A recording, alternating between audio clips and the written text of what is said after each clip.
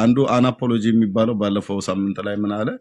በቃ ምንድነው እየተፈጠረ ያለው? ወዴት ነው እየሄድን ያለ ነው? አንደኛውን መለስን ብለን ስንል ሌላ ነገር ይመጣብናል። ሌላኛውን መለስን ስንል ደግሞ ሌላ ነገር ይመጣብናልና ወዴት እየሄድን ያለ ነው?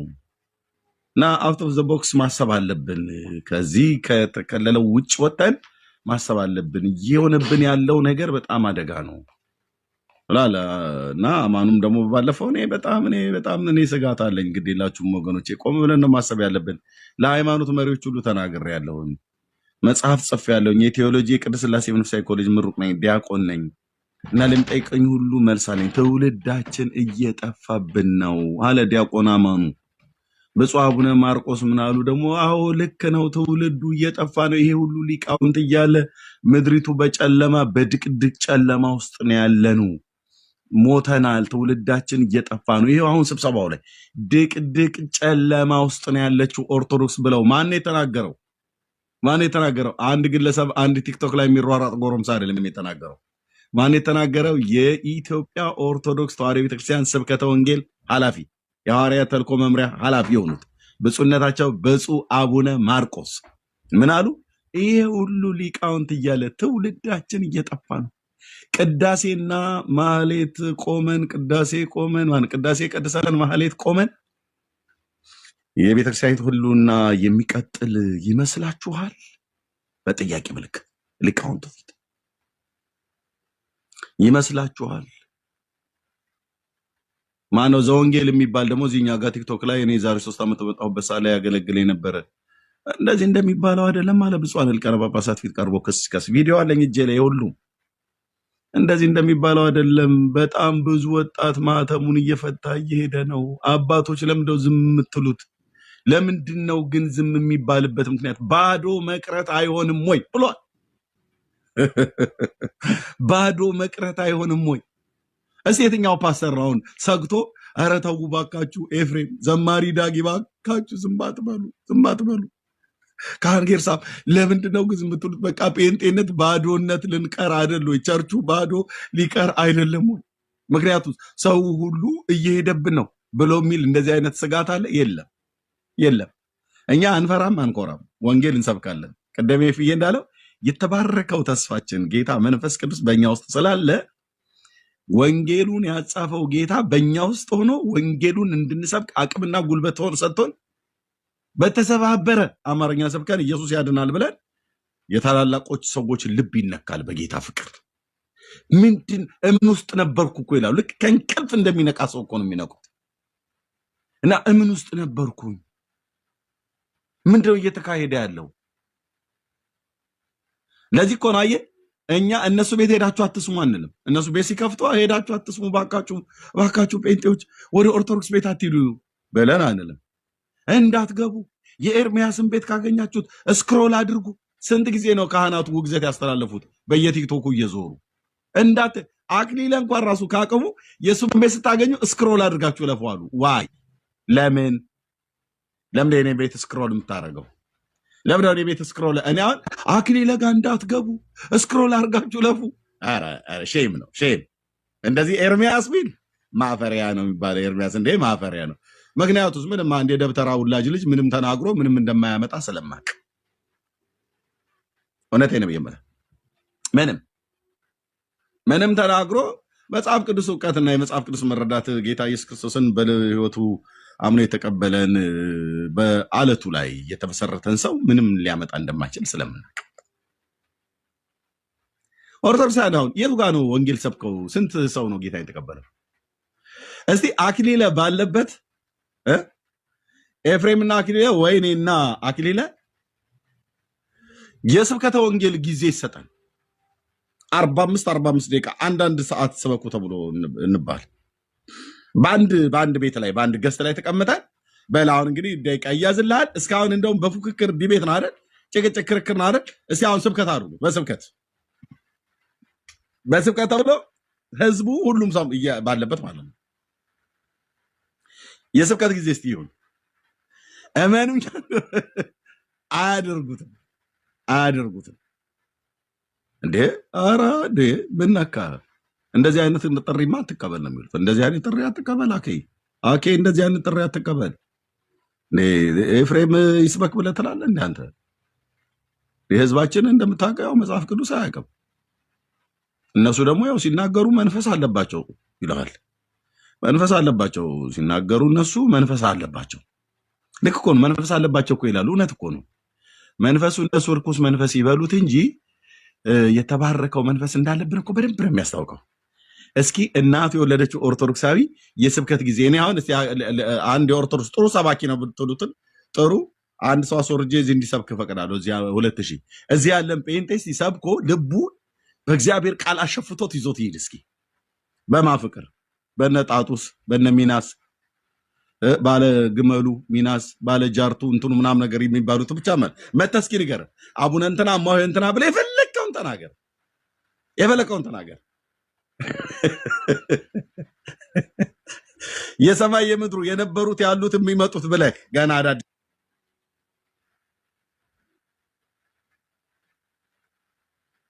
የሚወለዱት በማፀን ውስጥ ያሉ አሉ ገና ታቦት ሊቀረጽላቸው ያሉ ማለት ነው። እነሱን ሁሉ ስበክ እና እስኪ የጴንጤ ልብ አሁን ካለበት አቋም ከአለቱ ደግሞ ይበጨቀልን ሰዓት ማለት ነው 45 ደቂቃ ይሰጠን። እውነቴ ነው።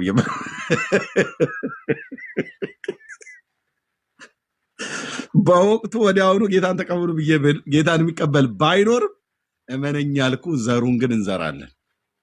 በል እንግዲህ ኤፊ ቀጥል ብዬ ደወል ብደውል በ45 ደቂቃ ውስጥ ወይ ብሩኬ በል እንግዲህ አሁን ያዝልኝ፣ እንግዲህ ያዝ ማሜ በል አሁን እንግዲህ ስብከተ ወንጌል ነው ስበክ ብዬ ብል በ45 ደቂቃ ውስጥ በጣም ብዙ ሺህ ትውልድ ውስጥ እውነተኛውን የጽድቅን ቃል እንዘራለን።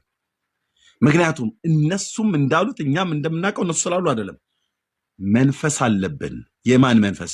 የተባረከው የሥላሴ ሶስተኛ አካል የሆነው መንፈስ ቅዱስ አለብን። ለዚህ እኮ ነው የፈሩ። ለዚህ ነው የፈሩን። ለዚህ ነው ኢትዮጵያ ምድር ላይ የፈሩት። ዲያቆን አማኑ እንዳለው እናንተ ሙስሊም ምድሪቱን ይወርሳል ብላችሁ ትላላችሁ። እኔ ጴንጤ እኔ በ5 ዓመት ውስጥ ጴንጤ ምድሪቱን ካልወረሰው በቁጥር ከኦርቶዶክሳውያን ካልበለጣል። የራሳቸው ቤተክርስቲያን መምህርና ዲያቆን አማኑ የአሜሪካው እነዚህ ታክቲ ሰራ ልጆች የተባሉት ደግሞ ወጣው እኔ የሚታየኝ አለ አንደኛው እነ ፕሮፌት ጉጉል ማለት ጋዲሳ ማለት ነው። ጋዲሳ ነቢይ ጉጉል ነው የሚባለው። ማነው ራሱ ጓደኞቹ ናቸው። እና ማነው ሌሎቹ ደግሞ ምን አሉ? አይ እኔ በ10 ዓመት ውስጥ ፕሮቴስታንትነት ጭዳ ሲሆን ነው የሚታየኛል። የላላኛው ደግሞ ተነስቶ በ5 ዓመት አለ። አልተያዘም። አየህ አንተን አልገናኛለ ኢየሱስ ክርስቶስ ላይ ሊመሰክሩ የመጡት ምስክሮች ምስክርነታቸው አልተስማማም ይላል። አንዱ 5 ይልላል፣ አንዱ 10 ይልላል፣ አንዱ 2 ይልላል። ወዴት እየሄድ ነው? ጀራና ያ ጀማ ይላል። ወዴት እየሄድ ጴንጤ ለትንቢት እንኳን ራሱ እኮ አላመቻላቸው ለማለት ትንቢት ብዬ ልበላቸው ለሟርታቸው እንኳን አላመቻለ ህዝብ። አንዱ 2 ይላል፣ አንዱ 5 ይላል፣ አንዱ 10 ይላል። ማለት ይጠፋሉ። ሐኪም የተባለው ጸጉሩን እያሻ እንደዚህ ወርታች እየለጠጠ እየጎተተ እኔ ፕሮቴስታንትነት ቢጠፋ አላለም። ናጥፋው በምን በትምህርት አጥፋው። እስቲ ሪዝህን እየጎተቱ እንትና ሄሬኒዮስ፣ ሱሱኒዮስ፣ ሰባሊዮስ፣ እንጦሮንጦስ፣ መቃሪዮስ እንደማለት አይደለም። ናጥፋው እስቲ ጴንጤ አኬ ተሰማል አይደል? ና እኔው እፈቅድልሃለሁ። እዚህ ጋር ግባና አንተም ሰውን ይዘው መተህ 45 ደቂቃ ስብከተ ወንጌል ይሰጥ። እስቲ የኦርቶዶክሳውያን አሰባበክ ለዛችሁን እስኪ ያሳዩ እና በስብከታችሁ ሰዎች ልባቸው ተነክተው ለክርስቶስ ሲማረክ እኒና ጴንጤ ሁሉ በሙሉ እስኪ ሂድ ከኛ ጋር 45 ደቂቃ ለኤፍሬም ሰጠዋለሁ ወይ ለብሩኬ ሰጠዋለሁ።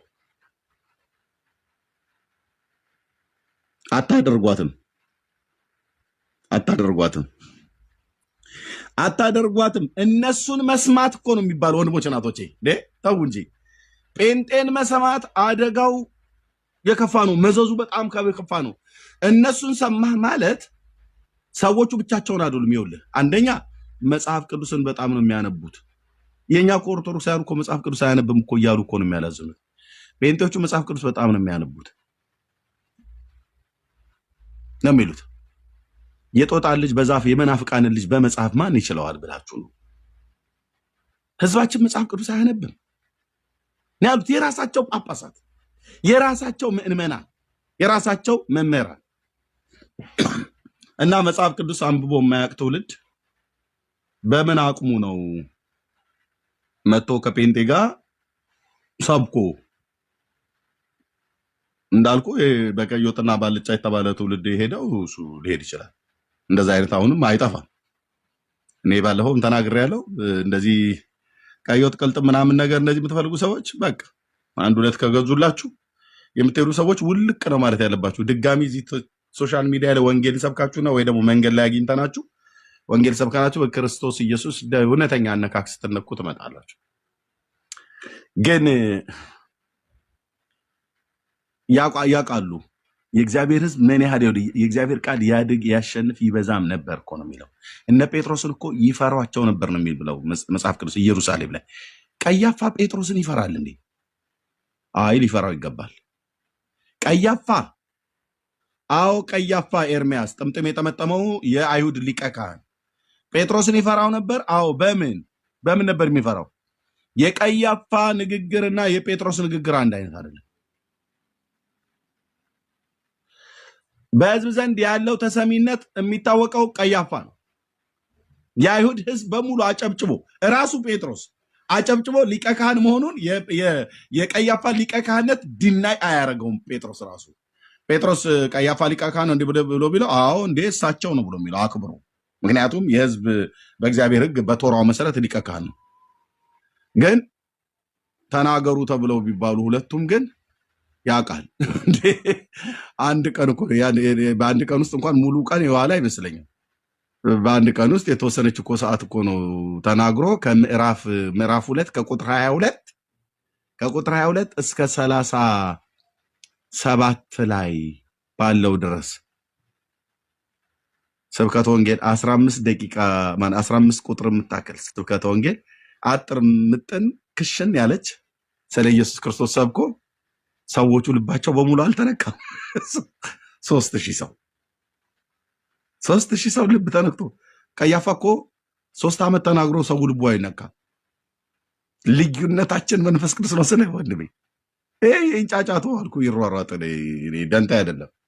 እስላም በለው ቡዳ በለው ሂንዱዝም በለው ኦርቶዶክስ በለው ካቶሊክ በለው እኔ ጉዳይ አይደለም። ጆቫ ዊትነስ ኦንሊ ጂሰስ ጉዳይ አይደለም። ከኛ ጋራ ያለው ከነሱ ውስጥ ካለው ይበልጣል ብሎ የሚለው እዚህ ነው ጉዳዩ። ብራዘር የተወሰነች ደቂቃ ሰብኩ 3000 ሰው እግዚኦ 3000 ሰው ከይሁዲ እምነት ወደ ክራይስት ማለት ልባቸው ታየ። ጴጥሮስ ሲናገር የሰው ልብ እንዲነካ የሚያደርግ ቃል በእግዚአብሔር መንፈስ ቅዱስ የተሞላ ሰው ስለሆነ ይናገራል።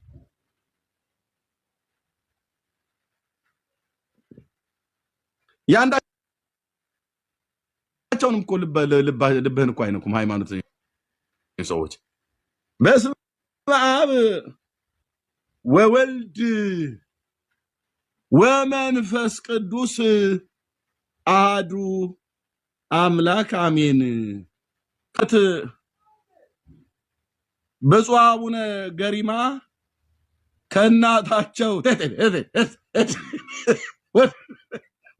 ሰዋት ደግሞ አቡነ ገሪማ ነው። በስመ አብ ወልድ መንፈስ ቅዱስ ብለህ በስመ አብ ወልድ መንፈስ ቅዱስ ብለህ ጀምረ ከእናታቸው ከማሆይ እንትና ተወልደው አባታቸውም ደግሞ በዚህ ወጥቶ በዛቲ ዕለት አይረፈ ብሎ በዚህ ቀን ያረፉበት ቀን ብሎ ይነግራል። ሰው እና ምን ይጠበስ ብለህ ብትቀጥል የለም። ያው መቃብራቸውን ለበረከታቸው ቃል ኪዳን ገብቶላቸዋልና በመቃብራቸው እየሄዳችሁ ማህበረ ምዕመናን ከቃል ኪዳናቸው ከበረከታቸው ሱታፌ እንድትካፈሉ ይላል። ምን በረከት አለውና አንተዬ አቡነ ገሪማ ነው ያልከኝ? ምን በረከት አለውና? ና በረከት ልንገርህ። በረከት ከብርሃናት አባት ይወርዳል ይላል ያዕቆብ። እዚህ በጎ ስጦታ ፍጹም በረከት ከብርሃናት አባት ከሰማይ ይወርዳል ይላል። ከአብ ዘንድ ማለት ነው።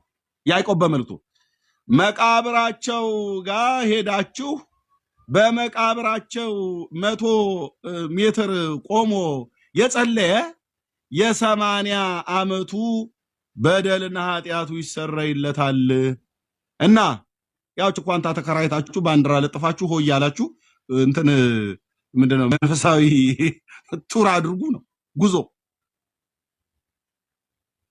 ባዶ ጀሪካችንን አንጠልጥለን እዛ ደግሞ ዘግነን የምናመጣው አፈር እመት የሚባል አለ።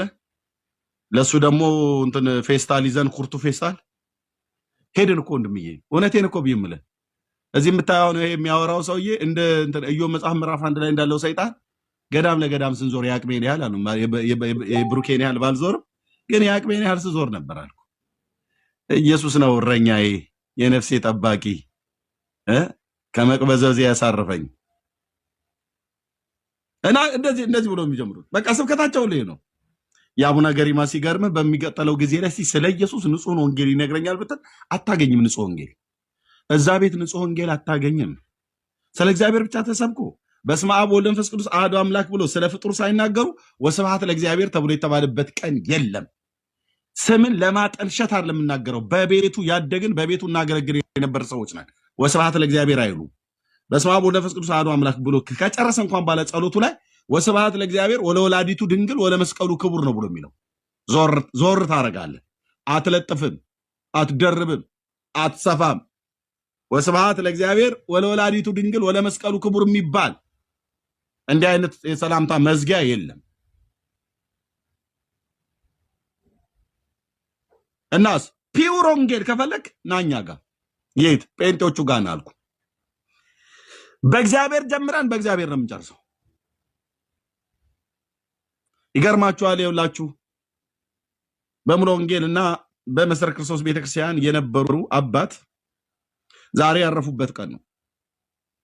እርፈታቸው ላይ ባረፉበት ቀን ቃል ኪዳን ገብቶላቸዋል ፓስተር እንትና ጌታ እና በቃል ኪዳታቸው የታመነ የተማመነ የተማጸነ የተመጻጸነ ብሎ የሚል እንቶ ፈንቶ በእኛ በወንጌላውያን አብያተ ክርስቲያናት መድረክ ላይ የሚሰብክ ካለ ከዛው ከመድረኩ ላይ አንቀን ነው የምናወርደው። ማይኩና ሰውየውን እንለያየውና ቁጭ እናደርገዋለን። ወደ ጓሮ ወስደን ገስጸኑ የሚጸለይለት ከሆነ ይጸለይለታል። እዚህ እንትና ሞቱ የእንትና የእርፈታቸው ቀን እና ደግሞ የእሳቸውን ያረፉበት ቀን ያከበረ የጻፈ ያጻፈ የደጎሰ ያስደጎሰ የሚባል ነገር የለም። ደስ የሚል በቃ ፒውር እግዚአብሔር ብቻ ኤዳ ትላለች የኔ እናት። እንዴት ያምራል! አንተ እንዴት ደስ ይላል! ጴንጤነት እንዴት ደስ ይላል! የእግዚአብሔር ሕዝብ የለም እኮ ሌላ ቡትቶ ድርቶ እንድናወራላችሁ እንዳትጠብቁ። የለም አዳኝማ እግዚአብሔር፣ ቤዛ እግዚአብሔር፣ መድኃኒት እግዚአብሔር፣ አባት እግዚአብሔር፣ ተስፋ እግዚአብሔር፣ መመኪያ እግዚአብሔር፣ አምባ እግዚአብሔር፣ የዘላለም መኖሪያ እግዚአብሔር፣ ትምክት በእግዚአብሔር፣ ሕይወት በእግዚአብሔር፣ መድኃኒት እግዚአብሔር። በቃ ሌላ የላችሁም። የለምም አይኖርም።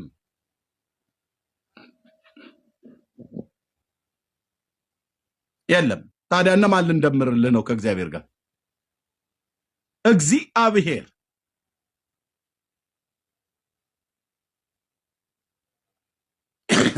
ለዚህ ነው ሰው በክርስቶስ ኢየሱስ ለማመን ሲወስን አሁን ወንድማችን ዮኒ እንዳለው ጥያቄ አለኝ እና ጥያቄ እንድትመልሱልኝ ኤፊ ስለተናገረው አልደጋግመውም። እንድትመልሱልኝ ጥያቄ እናቀርባለን አለ። ገድላ ድርሳናቱ ላይ ያለውን ጥያቄ አቀረብን። አይመልሷትም።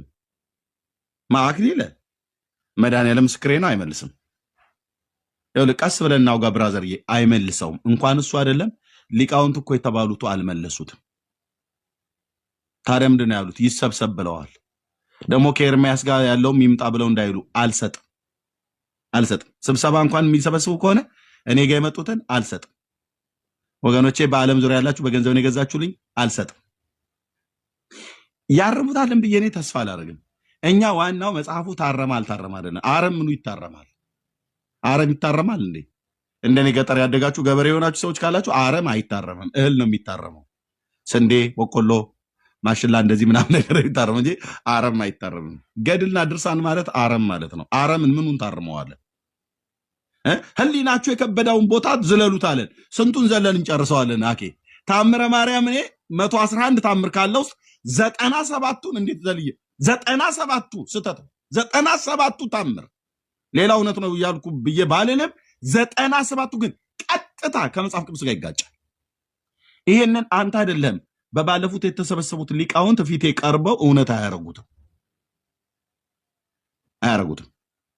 እና አሁን ታምረ ማርያም እሺ ከ111 ታምር 97 አይደል? ስንት ነው የተረፈው አትለኝም?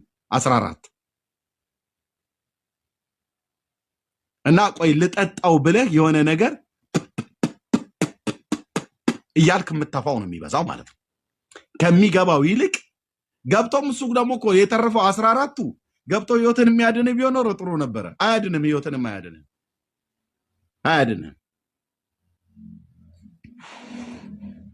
እኔ ምን ያደርግልኛል? ይሄ ሁሉ ኮተት መጽሐፍ ግን መቃብራቸውን መጽሐፍ ቅዱስ ሌላ ባይጻፍ ኤፌሶን መልእክት ብቻ 6ቱ ምዕራፍ ቢጻፍ በቂ ከበቂ በላይ ነው።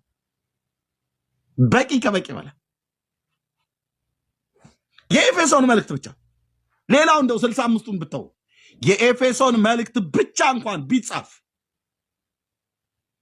በቂ ነው። ወይ ደግሞ የዮሐንስ ወንጌል ብቻ ከወንጌሉ ከነቢያት መጽሐፍ ጋር የኢሳይያስ ትንቢት ብቻ 66 ምዕራፍ ሌሎቹ መጽሐፍቶች እንኳን ባይኖሩ በቂ ከበቂ በላይ ነው። መሲሁን ጉልህ አድርጎ ሳይቶ ሞቱን ትንሣኤውን የሚሞትበትን ዓላማ ብሉይ ኪዳን ላይ ቆሞ አዲስ ኪዳን የሰበከ አገልጋይ፣ ብሉይ ኪዳን ላይ ቆሞ አዲስ ኪዳን የሰበከ አዲስ ኪዳን የተነበየ አገልጋይ ኢሳይያስ ምን ያርገና በቀይ በጥቁር እስክሪብቶ የተጻፈ ይሄው ቤቴ የልጆቼን መጫወቻ ቦታ ሁሉ እንኳን እስኪያጣብበኝ ድረስ ቤቱ እስኪጠበኝ ድረስ ወንድሞች እናቶች ስታነበቡት አንድ እኮ ተስፋ የሚሰጥ የለም። ተስፋም ከሰጠ በፍጡር ላይ ነው ተስፋ የሚሰጥ።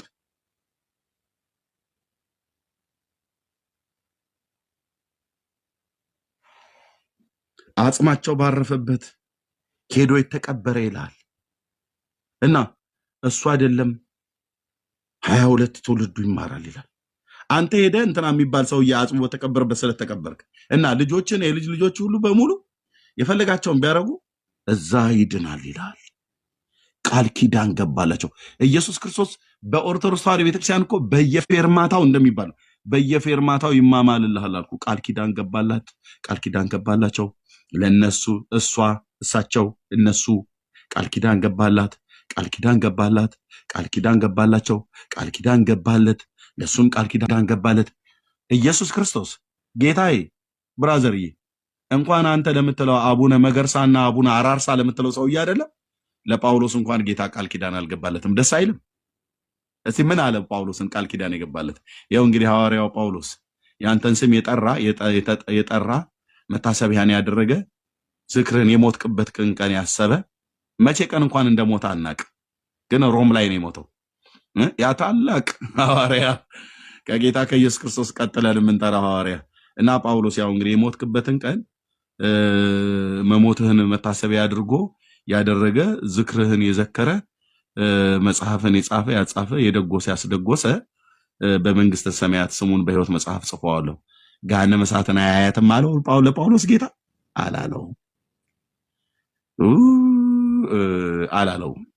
አላለው። እንዴት አይለውም? ያንን ታላቅ ሐዋርያ እንደሱ በተግዳሎታቸው በመከራ ጽንተው ያለፉበት ምናምን ብለህ አልከኝ አይደል?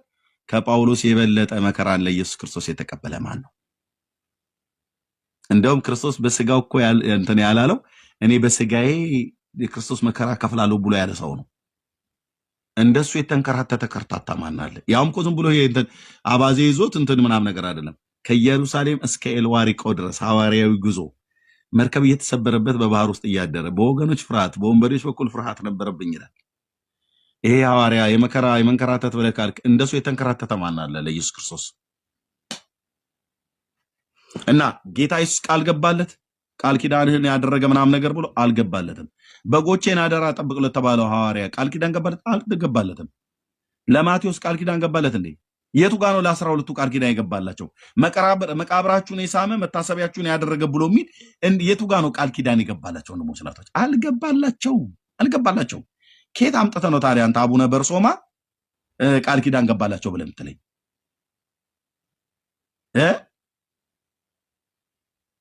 ስምህን የጠራ ተስካርህን ያደረገ ምሬ ምርልሃለሁ ብሎ ለታላቁ አባት ለአብርሃም የቱ ጋር ነው ቃል ኪዳን የገባለት? መሲሁ ከሱ ዘር እንደሚወለድ ቃል ኪዳን ገባለት እንጂ አብርሃም አባት መቃብርን የሳመ ዝክርን የዘከረ ያደረገ ምሬ እምርልሃለሁ ብሎ የቱ ጋር ነው ቃል ኪዳን የገባለት? አንድም ቦታ አታገኝም። አንድም። እግዚአብሔር በልጁ በክርስቶስ ኢየሱስ ነው የምሕረትን ኪዳን ቀራንዮ ኮረብታ ላይ ያደረገው። በእርሱ የሚያምን ሁሉ የኃጢአቱን ስርየት እንዲቀበል ነቢያት ይመሰክሩለታል፣ እንደዚሁም ሐዋርያቱም ሰብከውለታል፣ እንዲሁም አባቱ እግዚአብሔር አብ ተናግሮለታል፣ እንዲሁም መንፈስ ቅዱስ ምስክርነቱን ሰጥቷል በእሱ ላይ በመምጣት እንዲሁም እናቱ እሱ የሚላችሁን አድርጉ ብላለች። አለቅ። ልጁ ያለው ህይወት አለው ብሎ ጥንፍፍ አድርጎ ምንም እንትን ምንድነው ይሄ ማለት ይሄኛው ባንድምታ ይፈታ ብለህ እስከማትል ድረስ ሊቃውንቱ ይህን ክፍል ይዩት ተብሎ እስከማይባል ግልጽ አጭር ስትውጣው ግን መድኃኒት የሆነች አጭር እጥር ምጥን ያለ ዘያምን በወልድ ቦ ህይወት ዘለዓለም በልጁ የሚያምን የዘላለም ህይወት አለው። አለቅ። ወንጌል። ስለዚህ ሰው በኢየሱስ ክርስቶስ ለማመን ሲወስን እየቀለድክ ነው ተብሎ ይባላል። ዮኒ አልቀለደም። ጥሩ መንገድ ጥሩ ጅማሮ ነው የያዘው። እንጸልይለታለን እግዚአብሔር አምላክ እንዲረዳው ለህይወት የሚሆን ንስሐን ጌታ ሰጥቶት ጌታን እንዲቀበል ወደ ውሳኔ እንዲመጣ እንጸልይለታለን። ለቀረበው ጥያቄ እንኳን አክሊል እንኳን ሊመልስ አይቻልም፣ ግን ሰምተውናል፣ አይተውናል። ባለፈው 6000 ሰው ባለበት ዮኒ ጌታ ይባርከው ምንድነው ብላችሁ የምትሉት በመረጃ እስኪ አምጡ ይዛችሁ ነው ብለዋል። ይዘን መጣን ከወንድሞቼ ጋር አሳየን። መልስ መመለስ ሲገባው እየቀለድክ ነው እንደ ዮኒ ትቀልዳለህ አይደል ብሎ አለው። እየቀለደ አይደለም። ሰው ወደ ኢየሱስ ክርስቶስ ሲመጣ እየቀለደ አይደለም። ለህይወቱ ዋጋ ሊሰጥ የህይወቱን ጌታ ሊጠጋ ወስኗል ማለት ነው። ስለዚህ ከእንዲህ አይነት ቀልድ ትታችሁ ብትመጡ እንደውም እናንተ ወደ መዳን ብትመጡ ጥሩ ነው። አባትህና አንተ የተናገራችሁት አንድ አይነት አይደለም። አንተና ሌሎቹ እንደምትሉት አንዳችሁ ከአንዳችሁ እርስ በርሳችሁ እንኳን የማትስማሙ ናችሁ። ዘበነ ገድላት ድርሳናቱ መጽሐፍ ቅዱስ ናቸው ብሏል። ሌላኛው በማህበረ ቅዱሳን ቴሌቪዥን ላይ ቀርቦ መጽሐፍ ቅዱስን መስለው መጽሐፍ ቅዱስን አክለው ነው ያለው። በአጭር ቃል ዳጊዬ ጥሩ አድርጎ አስቀምጦታል። እሱኛውን ፓርት እችን ቪዲዮ ሳይቼ ልስጣችሁ ወገኖች። እንደዚህ ነው ቤተክርስቲያኒቱ ውስጥ ያለው መረዳት። እኔም ላሳይ ያዘጋጀው ነበር እድሜ እንደዚህ ነው። እሺ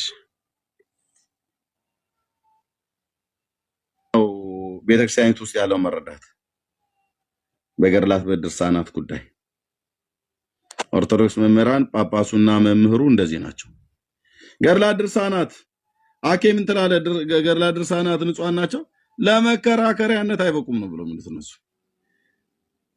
ብፁዕነቶ ጥራት ያስፈልጋቸዋል። ንጹህ ምንጮች ናቸው። ጥራት ያስፈልጋቸዋል። ንጹህ ምንጮች ናቸው። እንግዲህ በሊቃውንት ጉባኤ ያልተመረመረ የመጽሐፍቶቻችን ጥራት ያስፈልጋቸዋል። ንጹህ ምንጮች ናቸው። ጥራት ያስፈልጋቸዋል። ንጹህ ምንጮች ናቸው። እንግዲህ በሊቃውንት ጉባኤ ያልተመረመረ መጽሐፍ ማለፍ የለበትም። በእውነቱ አዋልድ መጽሐፍት የሚባሉ መጽሐፍት የመጽሐፍ ቅዱስ ልጆች ናቸው። አባታቸው መጽሐፍ ቅዱስ ነው። ከመጽሐፍ ቅዱስ የተቀዱ ንጹህ ምንጮች ናቸው። የመጽሐፍ ቅዱስ ልጆች ናቸው፣ ግን ባለጌ ልጆች ናቸው። ባለጌ ምክንያቱስ አባታቸው መጽሐፍ ቅዱስን የሚሳደቡ ስለሆኑ ባለጌ ጽሁፎችን ያዘሉ ባለጌ ልጆች ናቸው። ያው የልጅ ባለጌ ያለው ተብሎ ስለሚባል በዛ ትንሽ ሳሳ አድርጌ ልናገርበት ብዬ ነው። ጌታ ይባረክ። ስለዚህ ወደ መጽሐፍ ቅዱስ አስተምሮና እውነት ወደ እግዚአብሔር ቃል ልባችሁን መልሱ። በቃ አሁን ልትከድኑት የማትችሉት ከዚህ በኋላ በእኛው ዘመን በእኔው ዘመን አልኩ በእኛው ዘመን የቤተ ክርስቲያኒቱም ሆነ የምድሪቱ ታድሶ ይፈጥናል። በእግዚአብሔር እውቀት ላይ የተነሱ የሰው ሐሳቦች ምን ያህል ከንቱና የተሳሳቱ መሆናቸውን በጌታዬ መንፈስ እርዳታው እኔም ወንድሞቼም ጭምር ሆነን መጽሐፍቶቻቸው የተሳሳቱ እንደሆኑ ንጹህ ምንጮች እንዳልሆኑ አሳይተናቸዋል። ብፁዕነታቸው አንብበው አይደለም ይሄን ሁሉ ገድል ጌታ እግዚአብሔር ምስክር ነው። አንዱንም ገድል በስም ደረጃ ካልሆነ በስተቀር ይሄን ሊያነቡበት የሚችሉበት የለም። ምክንያቱም ቤት ውስጥ ስላደገን የአባቶች ልብ ምን አይነት እንደሆነ እናውቃለን። ረዛ ዘርዘር አድርገልኝ ነው ቤት ብፁዕ አቡነ መርሃ ክርስቶስ የሚባሉ አሁን ወደ ጌታ ሄደዋል። እሳቸው አንዴ ከትግራይ ነው ከየት ነው እየመጡ እያሉ ምን አሉ መንገድ ላይ ዞር ሲሉ ይሄ ማን ብሎ ሲል አቡነ ሐራ ድንግል ምናምን ነገር ብሎ ሲል አረሲ ስለ ክርስቶስ ስበኩ ብለው አሉ ሐራ ድንግል እንትና ድንግል እያሉ ማለት ነው። እና መጽሐፍቶቻቸው የቆሸሹ መሆናቸውን እንኳን ራሱ ያወቁት እድሜ ለወንጌላውያን አማኞች፣ እድሜ ለተሐድሷውያን ጉባኤ ጠርተው ቁጭ ያሏት የዘንድሮ ስብሰባ በዚህ ጉዳይ ላይ ነው ሊያወሩ ያሉት። ጨለማ ውስጥ ነን፣ ተኝተናል፣ ወድቀናል። ልክ ኢህአዴግ ሊወርድ አካባቢ እንደተናገረው ማለት ነው ተሐድሶ ያስፈልገናል ብሎ እንዳለው በቃ ዋናው ተሐድሶ ነው የሚያስፈልገው፣ መጽሐፍቶቹ ይሰብሰቡ ነው። ለምን? ንጹህ ምንጮች ስላይደሉ። ሌላኛው ንጹህ ምንጭ ነው ይላል። ፓትርያርኩ ጥራት ይጎላቸዋል። ጥራት የጎደለው ምግብ ነበረ ስትበላ የነበር ከወንድሜ እስከዛሬ ድረስ የሞቱ ያሉስ እሺ እግዚአብሔር ለህይወት የሚሆን ንስሐን ይሰጣል። የሞቱ ግን ሄዱ፣ ክርስቶስን ሳያውቁት ወደ ገሃነም ገቡ። እነዚህ መጽሐፍቶች ይዘው እነዚህ መጽሐፍቶች ያልተጣራ ምግብ ያልተጣራ ነገር ሲበሉ ሲጠጡ ቆርመው ማለት ነው። እና እውነተኛ ምንጭ እውነተኛ የህይወት ቃል ወደሆነው ወደ መጽሐፍ ቅዱስ ነው። በክርስቶስ ኢየሱስ በእግዚአብሔር ልጅ ታምናችሁ በስሙ ንስሐና የኃጢአት ይቅርታችሁ እንድታገኙ ኑ በፍቅር ወደ ጌታ። ዮኒ አልተሳሳተም፣ ዮኒ አልቀለደም። እኛም ጌታም ብለን ስንሄድ አልቀለድም። የምን ቀልድ? ቀልዱስ እነዚህ ቅድም ያልኳቸው ባለጌ መጽሐፍቶች ናቸው የቀለዱት በጌታ ላይ። ወንድ ከወንድ ከንፈር ተሳሳመ ብሎ የሚል ነውር የጻፉ እነኚህ ናቸው የቀለዱት በጌታ ላይ። እነዚህ መጽሐፍቶች ማለት ነው። እነዚህ የዘመናችን ጉድ እና አክሊለ ሁሉ ጭምር እንኳን ሳይቀር በሶሻል ሚዲያ ላይ ወጥተው ሊናገሩባቸው እስከሚያፍሩ ድረስ ያሸማቀቋቸው ገድላትና ድርሳናት የሚባሉ በሱቲና በቆዳ ተጠርዘውና ተደጉሰው ጠዋት ህዝቡ ፀሐይ እየሞቀ የሚያነባቸው ተከብረው የኖሩ በለበሱት ልብስ ወይ በተጠረዙበት ቆዳ ምክንያት ተከብረው የኖሩ የመጽሐፍቶቹ ቅድስናቸው ከፍ ከማለቱ የተነሳ ሰው እህል በልቶ እንኳን ማንበብ የለበትም ተብሎ ነበር የሚባል። ወንድሞች እናቶች እዛ በነበርኩበት ሰዓት ላይ ጠዋት ቁጭ ብዬ እህል ሳልበላ ነበር እማነበንበው። እህል በልታ አታነብም ውዳሴ ማርያም፣ እህል በልታ ጸሎት መጽሐፍ አታደርግም፣ ድርሳንም ኬል አታንተናተንም። ለካ ጉዳዩ አየህ ሰው እህል ሳይበላ ብለው አሉ። ሰይጣን ውስጡ የጻፈውን ነገር ስለሚያውቅ ማንም በተዘዋዋሪ መንገድ። ስለዚህ ጠዋት ይርባል፣ ቶሎ ቡናው ደረሰ ምናምን ነገር ትባላለህ እና የዕለቱን ብቻ አድርሳ በቃ ውዳሴ ያለ እግዝእትነ ማርያም ድንግል ወላዲተ አምላክ ዘይትነበብ በዕለተ ሰኑይ ብለህ ሻምድዶ ያን ብቻ ወርቶ ይወጣል። ጉዳዩ ጭንብላቸው ገልጠን ስናነበው ውስጣቸው ያለ ነውር እንኳን እኛን አይደለም እነሱን ራሱ አሳፍሯቸዋል። ጳጳሳቱ ጋር ደርሷል። የሊቃውንት ጉባኤ ጋር ደርሷል። ሰብስቡልን አስብለናቸዋል። ሰብስቡልን፣ ጥራት የላቸውም መጽሐፍቶቻችን፣ የጠሩ አይደሉም፣ መጣራት አለባቸው። ግብስብስ እንክርዳዱን አንተኑን ሁሉ ይሄንን ምንድነው ፉርሽካውን ሁሉ ነው ስናበላው የነበርነው። ህዝባችን ያው ዝም ብሎ የሰጡትን የሚበላ ትውልድ ነው። በእርግጥ ቅንና ገራገር የሆነ ትውልድ ነው። ምክንያቱም ያገኘውን በሞቴ ተብላ ስትባል አፏን መክፈት ብቻ ነው።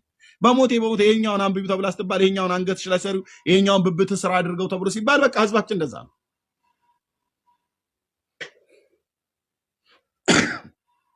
በእንጀራ የተጠቀለለ አመድ፣ በእንጀራ የተጠቀለለ አሸዋ ነበር ስትበላ የነበረው እንጀራ የሚመስል መንፈሳዊ የሚመስል ግን ውስጡ አሸዋ አመድ ከሰል የሆነ መጽሐፍቶቻቸው ውስጥ ያሉት ማለት ነው። ስለዚህ እነሱ ነው ጥያቄ ጠይቅነው። ለጥያቄው መልስ ካልሰጣችሁኝ ወደ ጌታ መጣለው ብሎ በማለቱ ዮኒ እንደዚህ ሊባል አይገባም። የእውነት ማለት ነው። ከዛ ይልቅ ለጥያቄው ነበር መልስ መስጠት፣ አንዳቸውም ግን አይሰጡም ለማለት ፈልጌ ነው። ተባረኩ። ዳጊ ቀጥል። ለሌሎችም ጊዜ እንስጣቸው። ሶሪ ስላስረዘምኩ በጣም ይቅርታ።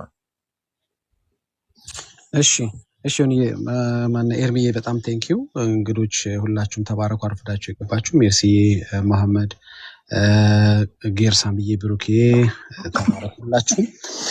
ባጭሩ ዮኒ ጥያቄዎች ነበሩት ጠይቋል። አዎ ጥያቄ ሲኖራቸው ሰዎች ይጠይቁ። ምክንያቱም ወደ እውነት መምጣት ስለሚፈልጉ ውስጣቸው ለተፈጠረው ጥያቄ መልስ ሲያገኙ ምናልባትም ጌታን ለመከተል ሊወስኑ ሊሆን ስለሚችል መጠየቃቸውን አትጥሉት። በተለይ ኦርቶዶክሳውያኖች በዚህ ነገር ላይ ትታማላችሁ። 2-3 መረጃዎች አሉ እጄ ላይ። ጥያቄ የጠየቋችሁን የማሳደድ ባህል አላችሁ፣ እንደገናም ደግሞ የመዋሸት ባህል አላችሁ። አታሳዷችሁ። በቃ አውሮፍ ፒዩር ሄርት ነው የሚጠይቁት። ያን ነገር ቢረዱ እንግዲህ እከተለዋለሁ የምትሉትን ክርስቶስ ሊከተሉ ፈልገው ሊሆን ይችላል እና አትግፏቸው፣ አታሳዷቸው። ከዚህ ቀደም እንደዚህ ሆኖ ያውቃል። አንድ እህት ጥያቄ እንዳይሆን ነበራት። ጥያቄ ጠየቀች። ስትጠይቅ ትላንት እንደተጠቀምኩት ቃል ብለንትሊ ወይም ይሄ በቃ ባፈጠጠ ሁኔታ ተክዳለች። የጠየቀችው ጥያቄ ሶስቱ ስላሴዎች የሚባሉት ስዕል ፊት መንበርከክ በጣም ይከብደኛል። ቪዲዮ አለላችሁ፣ አዘጋጅቼዋለሁ። በአጭሩ ከፍተዋለሁ 1 ደቂቃ በማይፈጅ ጊዜ። ልጅቷ የጠየቀችው ምንድነው? እንደ ዮኒ ነው። እሷም ጥያቄ ያላችሁ አሉ ብዙዎች። ግዴላችሁም፣ አታሳዷቸው፣ አትዋሿቸው። የጠየቀችው ምንድነው? ሶስቱ ስላሴዎችን ስሰማ ወይም ሳይ በእነሱ ስዕል ፊት መስገድ ይከብደኛል አለች። 1 ደቂቃ ቪዲዮ ላሳይ። ይቅርታ በትልቁ አድርጉኝና እድል ለሌሎች መስጠት ስላለብኝ ቶሎ ላጠቃል። ቪዲዮ ሪማይንድ ላረጋችሁ ነው፣ የምታውቁት ነው። ኤርሚዬ በትልቁ አድርገኝ። ቆይ ከቻልኩ ራሴ ያደርገዋለሁ። ላስታውሳችሁ ስለፈለግኩ ይህ ቪዲዮ ትዝ ይላችኋል። እዛ ቤት ጥያቄ ከጠየቅ ወይ ትብጠለጠላለህ ወይ ትዋሻለህ። ለምን? ኦኬ እስኪ ነው ቪዲዮ አንድ ጊዜ just to remind you እና መንፈስ ቅዱስም እዛ ስዕል ላይ ግን 3 ሰዎች ተደርገው የተሳለ አለ አይደል? አሁን ከሱ ራሱ ኮንፈርት አይሰጠኝም። እሱ ፊት ሄጄ የመቆም ኮንፈርት የለኝም ለእኔ ማለት ነው። ምክንያቱም እንደሌላ ነገር ነው የማስበው። መንፈስ ቅዱስ መንፈስ ነው እንጂ ምስል ይቀረጽለታል ብዬ በቃ አስቤያለሁ። ለራሱ ሚካኤልን ገብርኤልን ብዬ አስቤያለሁ ሳይሆን እንደዛ ነው እንጂ ተሰማኝ ያለው። ስለዚህ እሱን አንድ በአንድ ስራ የምዕራፍ 4 ቁጥር 6 ላይ በዙፋኑ ላይ 3 ሽማግሌዎች ነበሩ። እሺ 3 ሰዎች በአራቱ የራሴን ቪዲዮ ላይ ካረኩ።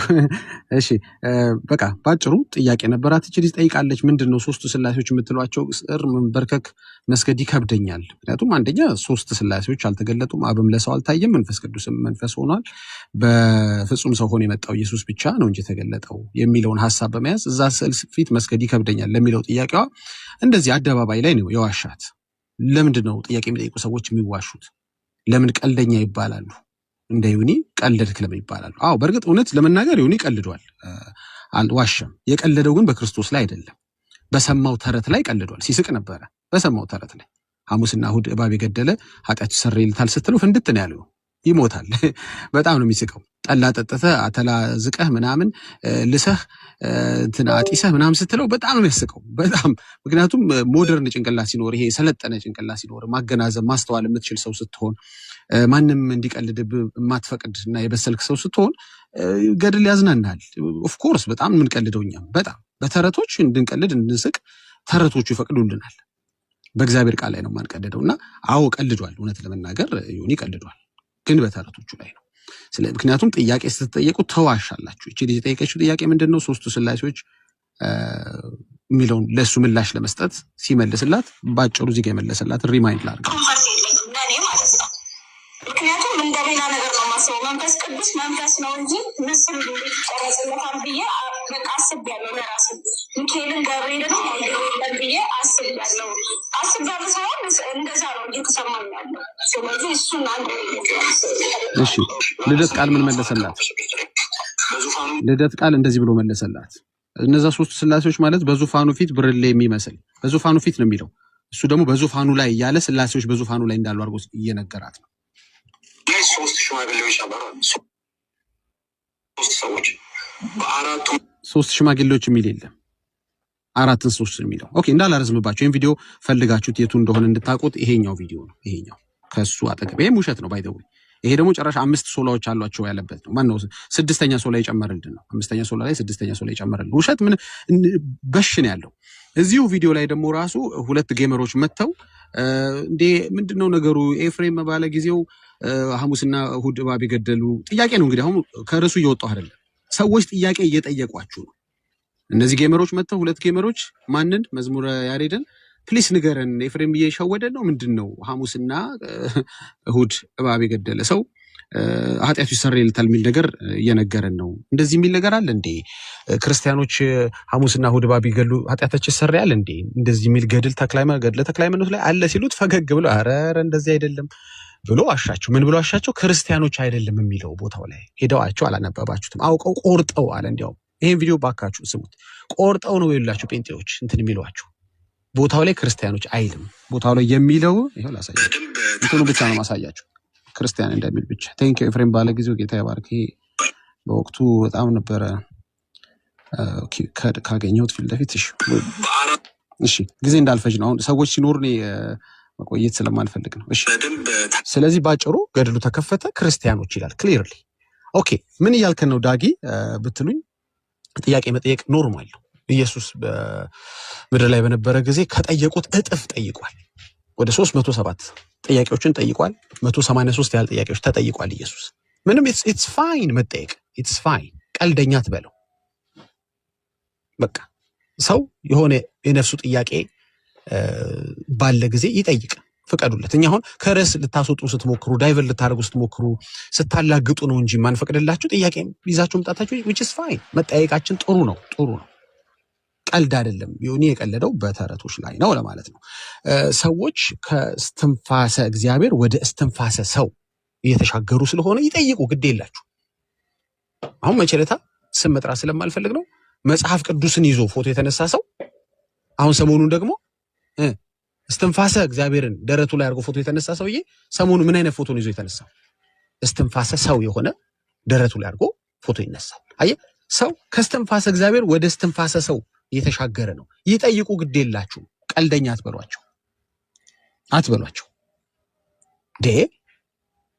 መጽሐፍ ቅዱስ ገድል ነው፣ ገድል መጽሐፍ ቅዱስ ነው ስትለው ግራ ይገባዋል። ምክንያቱም መጽሐፍ ቅዱስ ዶግማ እንደሆነ ያውቃል። in other words ገድል ዶግማ ነው እያልከው ነው። ልድገመው፣ ገድል መጽሐፍ ቅዱስ ማን ያሉ? ይሄው ቅድም ኤርሚ ከፈተው እኮ መጋቢ ሐዲስ ዶክተር ዘበነ ሁለቱም ምን እያላችሁ ነው? ገድል እኮ መጽሐፍ ቅዱስ ነው፣ መጽሐፍ ቅዱስ እኮ ገድል ነው። ሂዱና ቪዲዮ ላይ ይሄው እኔ ቪዲዮ ላይ ያለላችሁ እዩት። that means ምንድነው? ገድል ዶግማ ነው እያልክ ነው። እዚህ ጋር ትመጣና ቀልደኛ ነህ፣ መከራከሪያ እኮ አይሆኑም አትበለው። ዶግማ ነው ካልክ በኋላ እንዴት ነው የማይከራከሩት? መጽሐፍ ቅዱስ ነው ገድል ካልክ በኋላ ለዛውም እኮ ዝም ብሎ ተራ ግለሰብ አይደለም የተናገረው። አውቶቡስ ተራ፣ የታክሲ ተራ ምናምን የምትሉት ሰው አይደለም ይሄንን ምላሽ የሰጠው ሰውዬ። መጋቢ ሐዲስ ነው፣ ዶክተር ዘበነ ነው። መከራከሪያ አይሆኑም አንተ ብትል እኔ ምን አገባኝ? ቤተክርስቲያን ዶግማ አድርጋቸዋለች። አክለው መስለው ብቻ አይደለም ያሉት። መጽሐፍ ቅዱስ ገድል ነው፣ ገድል መጽሐፍ ቅዱስ ነው። ሶሪ ማሳያለሁ። ይሄን እሷን ፓርት አሉ። እነዚህ መጻሕፍት ድርሳናት፣ ገድላት፣ ታምራት ወይም ደግሞ አዋልድ መጻሕፍት የሚባሉ መጻሕፍት የመጽሐፍ ቅዱስ ልጆች ናቸው። አባታቸው መጽሐፍ ቅዱስ ነው። ከመጽሐፍ ቅዱስ የተቀዱ ንጹህ ምንጮች ናቸው። መጽሐፍ ቅዱስ በራሱ ገድል ነው ወይም ደግሞ ገድል መጽሐፍ ቅዱስ ነው። ኦኬ እዚህ ጋር ይሄኛውን ላቆመው። ይሄንን ቪዲዮ ስናሳይ እየበረረ መጣ መዝሙር ያሬድ። ምንድን ነው ያለው? ኖ ያብራሩትን ከዚህ በኋላ ስማ አለ። ምን ሲያብራሩ ይሄንን ሐሳብ ሻሩት። ገድል መጽሐፍ ቅዱስ ነው፣ መጽሐፍ ቅዱስ ገድል ነው የሚለውን ሐሳብ ሻሩት። ልድገምልህ። እግር እስኪሰባበር መተ ኖ ይሄ ንግግር አስጨርሰው ቪዲዮውን ሲያብራሩ እኮ እንደሱ አይደለም። ምን አሉ ሲያብራሩ መጨረሻ ላይ ቅድም የተናገርኩት ባይ ዘ ዌይ ተውት፣ ገድል መጽሐፍ ቅዱስ ነው፣ መጽሐፍ ቅዱስ ገድል ነው ያልኩትን ባይ ዘ ዌይ ተውት አሉ አላሉም እኮ። እንዲያውም አጠናከሩት እኮ፣ ገድል መጽሐፍ ቅዱስ መሆኑን አጠናከሩት። መከራከሪያ አይሆኑ ምናምን ይጠይቅ ሰው ግድ የላችሁ ይጠይቅ፣ አትጥሉት። በተለይ እንደ ዮናስ አይነት በጣም ማመዛዘን የሚችል ልትሸውደው የማትችል በደንብ አድርጎ ዓለማዊውንም ህይወት የሚያውቀው መንፈሳዊውንም ህይወት የሚያውቀው የሙስሊሙንም ህይወት የሚያውቀው በደንብ ሚዛናዊ ጥያቄ ነው የጠየቀ። ይጠይቅ፣ ሚዛናዊ ባይሆን ይጠይቅ። ምንድን ነው ችግሩ? ኦኬ፣ በዚህ ላጠቃል። አዎ የራሴን ልናገር፣ በጣም አዝኛለሁ። ሰሞኑ በጣም አዝኛለሁ። ኮሜንት ያረክልኝ አልነበረ? አዝነሃል፣ ሀዘን ቤት ነው ያለው ብለኛል። ኦፍ ኮርስ ለመጀመሪያ ጊዜ ባልልም ከተናገራችኋቸው ጥቂት እውነቶች ውስጥ አንዱ ኦርቶዶክሳውያኖች ሰሞኑን ኮሜንት ያደረጋችሁት ነገር ነው። አዝናችኋል ያላችሁን ነገር እውነት ነው። ምንም አላሻችሁ። ጥቂት ነው እውነት የምታወሩት። ከጥቂቱ መካከል ኮሜንት ያደረጋችሁልን ትክክል ነው። አዝነናል። ለምን? ምክንያቱም እዚህ መድረክ ላይ ያመጣኝ ሪዝን እንዳዝን ያስገድደኛል። ማቴዎስ 9:36 ብዙ ሕዝብን ባየ ጊዜ እረኛ እንደሌላቸው በጎች ተጨንቀው ተጥለው ነበርና አዘነላቸው። ሰው ሲጨነቅ፣ ሰው ሲጣል፣ ሰው እስትንፋሰ እግዚአብሔርን በስትንፋሰ ሰው ለውጦ የህይወትን መንገድ ትቶ የሞትን መንገድ ሲመርጥ እማላዝን ከሆነ እኔ እዚህ ምን እሰራለሁ? ለአንድ ነፍስ አይደል እዚህ ጋር የመጣሁት? ዮናስ ጥያቄ ሲጠይቅ እማልመልስ ከሆነ ነፍሱ ስትጨነቅ፣ ነፍሱ ጥያቄ ሲኖራት፣ ሰዎች ከጌታ ቤት ሲመለሱ ሲሸሹ እማላዝን ከሆነ ምንድን ነው የምሰራው እዚህ ጋር? አዝናል ትለኛለህ እንዴ? ኦፍ ኮርስ ካላዘንኩ እንዲያውም ምን እሰራለሁ እዚህ ጋር? ምን እሰራለሁ? ባይሆን ለወንጌል አማኞች አንድ መልእክት አለኝ። የመከሩ ጌታ ሰራተኞችን እንዲልክ ለምኑ። በጣም ብዙ መህር አለ ወገኖች። እዚህ ቲክቶክ ላይ ብዙ መህር አለ። ብዙ ነፍሳትን ዊን ማድረግ የምንችልበት፣ ብዙዎች አይናቸው እየተገለጠ ያለበት አለ። በመልካም ወጣቶች ሺዎች ሲመለሱ፣ እኛ ፖለቲካ አልሰራንም። ሺዎች ሲመለሱ ወደ ጌታ ሲመጡ ይጠይቁ፣ ግድ የላችሁ ይመለስላችሁ። ከእንዲህ አይነት ኮምፓሽን፣ ከእንዲህ አይነት አዘኔታ አገልግሉ ሰዎች እንዲመለሱ። ይሄዳ ጥርግ ይበላ ምና አንልም። ኖ አንልም። እኛ ትዕቢተኞችን ላንታገስ እንችላለን። አንለማመጥም። ወፍጮ ድንጋይ ማርገህ እኮ እንትን ውስጥ ሊገቡ ይችላሉ፣ ወደ ባህር ሊጣሉ ይችላሉ። አንፈልገውም። ያንን መጨረሻቸውን እንፈልገዋለን ማለታችን አይደለም። ግን we will do our best to make sure ወደ ጌታ ቤት እንዲመለሱ፣ በጌታ ቤት ያሉት እንዲጸኑ እናዝናለን። እንዴ ካላዘንክ ምን ትሰራለህ? ብሮ ልቀቅ፣ በቃ ፖለቲካ ነው አንተም እየሰራ ያለው እንደሌሎቹ። you gotta have that passion, you gotta have that compassion። እንዴ እየተጨነቀ እኮ ነው ትውልድ። ምን እሰራለሁ እዚህ ጋር? ለበዚያ ሌቱ ስሜ እንዴ ማቀኝ ዝባለ እንዴ ባይዘው እኔ ወንጌል አማኝ እኮ ያቀኛል እኮ። ምን ይሰራልኛል እዚህ ጋር? የሚያቀኝ እንዲያቀኝ ትቀልዳለህ እንዴ? I'm not here for fame bro። ግን በጣም ሲሊ በሆኑ ነገሮች ሰዎች ከጌታ ቤት የተመለሱ። እንዲያውም ከባድ መስሎኝ አይነ ቴዎሎጂያን ከሊ ዲል ያርጉት ብዬ ነበር። ሳየው 24 ሰዓት በጌታ የሆነ ሰው ጠይቆ ሊያፋጥጥ የሚችልበት ብዙ ገድለ ህሊናዎች አሉ፣ ገድለ ሰዎች አሉ። ይሄማ ሲምፕል። አይ ለዚህ እንኳን ቴዎሎጂ አያስፈልገኝ የምትሉት ነው። አረ ለዚህ ጥቅስ የማያስፈልግም። ምን እያወራህ ነው? ሲኦል ተፈርዶባቸው ከገቡ በኋላ ሰዎች ይወጣሉ ስትለኝ ለዚህ ምን? አረ ተው በእናት። ይሄን ሳልጠመቅ መልስልሃለሁ። ስለዚህ ወንጌል አማኞች አንድ ነገር ብቻ ባካችሁ በጸሎታችሁ ስፍራ እንደዚህ በሉ። የመከሩ ጌታ እዚህ ገስ ላይ ከምታዩቸው በጣም በብዙ ሺዎችን ሰራተኞችን እንዲልክ ጸልዩ። አመሰግናለሁ። ቴንኪው